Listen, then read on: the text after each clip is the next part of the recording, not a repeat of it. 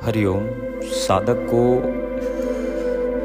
प्राणायाम के बाद में ध्यान का अभ्यास जो करते हैं, जो प्राणायाम में निपुण होना चाहते हैं या जो प्राणायाम के मार्ग से फिर ध्यान पे प्रवेश करना चाहते हैं, उनके लिए नाड़ी शोधन प्राणायाम सबसे अच्छा होता है। नाड़ी शोधन प्राणायाम से धीरे धीरे करते करते फिर दूसरे प्राणायाम का अभ्यास करना चाहिए और दूसरे प्राणायाम के अभ्यास करते करते उसमें निपुण होने के बाद में ही ध्यान का अभ्यास बताया जाता है। नाड़ी शोधन प्राणायाम पहले दोनों नाक से सांस लेना है और छोड़ना है।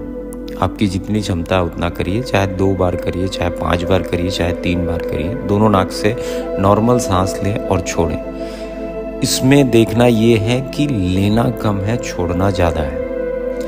फिर एक नाक बंद करिएगा, उसी से लेना है, उसी से छोड़ना है। कि अगर आपने 5 बार दोनों नाक से लिया है तो ये क्रिया 5 बार एक नाक से भी 5 बार होगी। फिर दूसरी नाक के छिद्र से भी वैसे ही चलेगी। फिर पहले से लें, दूसरे से छोड़ें 5 बार, फिर दूसरे से लें, पहले से छोड़ें 5 बार। ये एक नियम है नाड़ी शोधन प्राणायाम का और इसमें कोई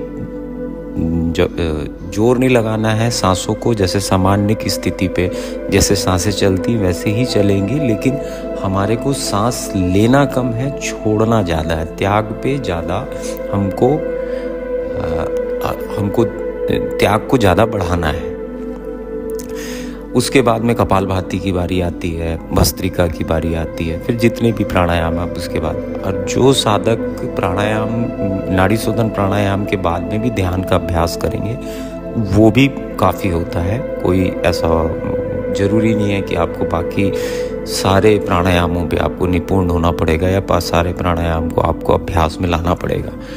नाड़ी शोधन प्राणायाम करने के बाद में जो आपको देखने की बात है, ध्यान में बैठने से पहले क्या चीज़ को देखना पड़ता है प्राणायाम में कि आपकी दोनों तरफ की नाक खुली है कि नहीं खुली है, जिसको हम चंद्र नाड़ी और सूर्य नाड़ी कहते हैं। अगर वो दोनों सम के मात्रा में है या थोड़ा सा कम ज़्यादा हो तब भी चलेगा, लेकिन ये दोनों अगर खुली हुई हैं तब आपका जो ध्यान है वो ज़्यादा से ज़्यादा वर्तमान में स्थित रहता है। वर्तमान में इसीलिए स्थित रहता है क्योंकि आप जैसे ही नाड़ी शोधन प्राणायाम करते हैं, आप अपने बॉडी का जो ताप होता है या टेम्परेचर होता है वो सामान्य की स्थिति पे लेके आ जाते हैं। और जितना आपका शरीर सामान्य की स्थिति पे रहेगा और जितना ज़्यादा ऑक्सीजन आपका शरीर लेगा और छोड़ेगा ज़्यादा से ज़्यादा, उतना ही आप वर्तमान में स्थित होते जाएंगे। जो विचार, जो कल्पनाएं हैं वो शारीरिक रूप से नहीं उठती। शारीरिक शरीर उसको प्रेजेंट में रखने के लिए सहायक होगा। आपको ज़्यादा से ज़्यादा वो प्रेजेंट पे रखेगा। ज़्यादा से ज़्यादा आपको ये चीज़ बोलेगा कि कल्पनाओं पे आपको उलझाएगा नहीं, ज़्यादा से ज़्यादा वर्तमान पे रहेगा। तो नाड़ी शोधन प्राणायाम जैसे ही आप करते हैं तो उसके बाद में आपको ये चीज़ें 2 चीज़ें देखनी है। सबसे पहले कि त्याग पूरा होना चाहिए सांसों का, और दूसरा फिर आपका जो चंद्र नाड़ी और सूर्य नाड़ी दोनों नाड़ी बराबर इक्विवेलेंट खुली रहनी चाहिए।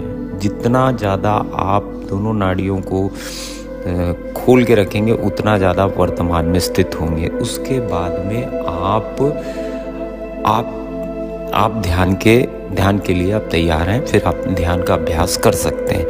अगर आप इसको प्रैक्टिकली देखना चाहते हैं तो आप एक चीज़ ज़रूर देखिएगा कि जिस समय आपके विचार ज़्यादा गहन होते हैं या जिस समय आप विचारों में ज़्यादा डूबे रहते हैं, जिसको ओवर थिंकिंग बोलते हैं, तब देखिएगा कि आपकी दोनों नाक सम के भाव में नहीं होगी। उसमें से एक नाड़ी, चाहे चंद्र नाड़ी या सूर्य नाड़ी, दोनों या तो एक खुली होगी, एक बंद होगी, या हो सकता है कि दोनों बंद हो। दोनों में अच्छे से सांस नहीं आ रही। तो शारीरिक रूप से पहले आप इसे समझिए और फिर उसके बाद में इसके बाद में आप ध्यान का अभ्यास करिए। इसको उपयोग में लाइए ध्यान के रास्ते पे। अगर आप प्राणायाम के माध्यम से ध्यान को करना चाहते हैं तो बॉडी का टेम्परेचर कैसे डाउन आएगा ये भी मैं आपको बता देता हूँ कि जैसे ही आप